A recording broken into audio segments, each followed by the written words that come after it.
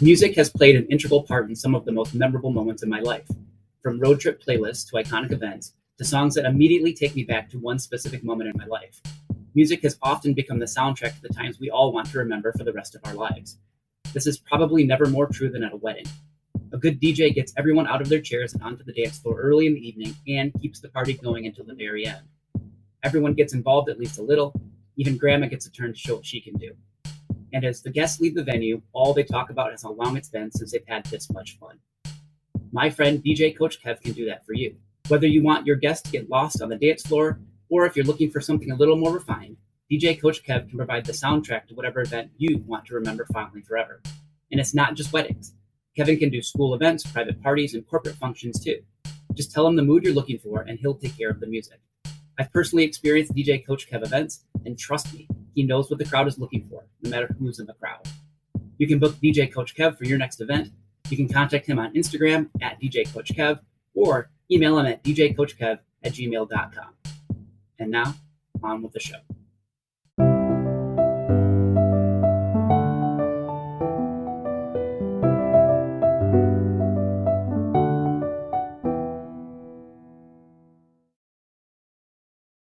You know, I've been feeling a little old and a little outdated this week. Not quite broken, but some cracks are definitely starting to show. Maybe you feel the same way too. This is Lessons We Forgot, and this episode is called Wabi Sabi. Have you ever heard of Wabi Sabi? No, it's not the new hot sauce at Buffalo Wild Wings. It's an ancient Japanese philosophy. And though it's not new, I think you'll see how relevant it is to being a teacher today. First of all, Wabi and Sabi are actually two different things.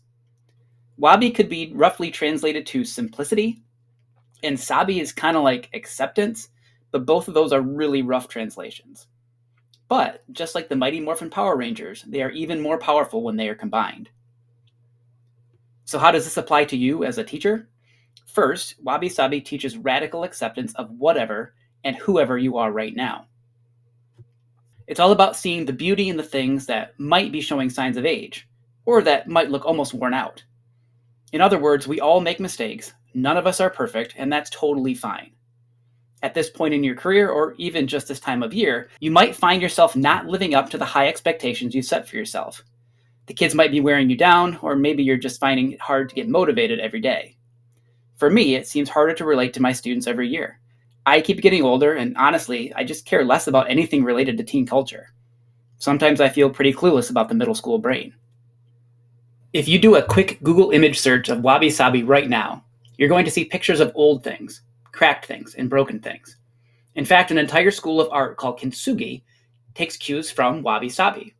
Kintsugi artists take broken things, especially pottery, and then they use precious metals like gold to fill in the cracks. The results are unique, but also very striking. Seriously, if you haven't already, Google it right now. The main point of this art form, and of Wabi Sabi in general, is that things are still beautiful, maybe after a repair or two, or maybe just the way they are. This job can leave some scars. You might be feeling a little worn down, or even a little broken, but you are no less beautiful exactly as you are right now. Next, Wabi Sabi stresses the importance of setting reasonable goals. Don't try to run a marathon tomorrow if you're just starting to get into shape. Instead, take a walk around the block, or schedule a few days at the gym and see where it goes from there. Got a home project you've been putting off? You can't just do it all in one evening. You've got to do some research, gather all your necessary materials, maybe look at a tutorial video or two, or read an article. Even then, give yourself time and grace to mess up a few times before you get the hang of things. The same thing applies here at school. If you're a new teacher, give yourself some time to figure it out. And even if you've been doing this for a while, you are bound to run into some new problems from time to time. Every year brings us new students, with new needs and new challenges. Nothing ever stays the same. Give yourself a little time and grace to figure things out. Wabi Sabi also teaches mindfulness. I am a huge fan of this concept for so many reasons, but if you're not familiar with it, it basically means to slow things down and really experience what is happening to you in a completely non-judgmental way. This is one of those easier said than done pieces of advice, but if you do it right, you'll feel the whole world slow down around you, at least for a little while. Unfortunately, there is no easy way to get good at mindfulness other than just practicing. One of the things mindfulness makes really clear, though, is that life isn't about making it to the weekend. Take time to appreciate each day on its own. Every day will not be a good day, but you already knew that, didn't you? But through acknowledging and not judging the truth in what is going on around you, you'll be able to better accept the things you can't change and to make the most of the opportunities in front of you. According to Wabi Sabi, perfection is the enemy of happiness. I think we all know that to be true. As we continue to strive to be our best this year, let's remember to inject a little Wabi Sabi into everything we do. Set reasonable goals for yourself. Enjoy the ride. Appreciate the beauty wherever you see it. And accept whatever version of you that you are today.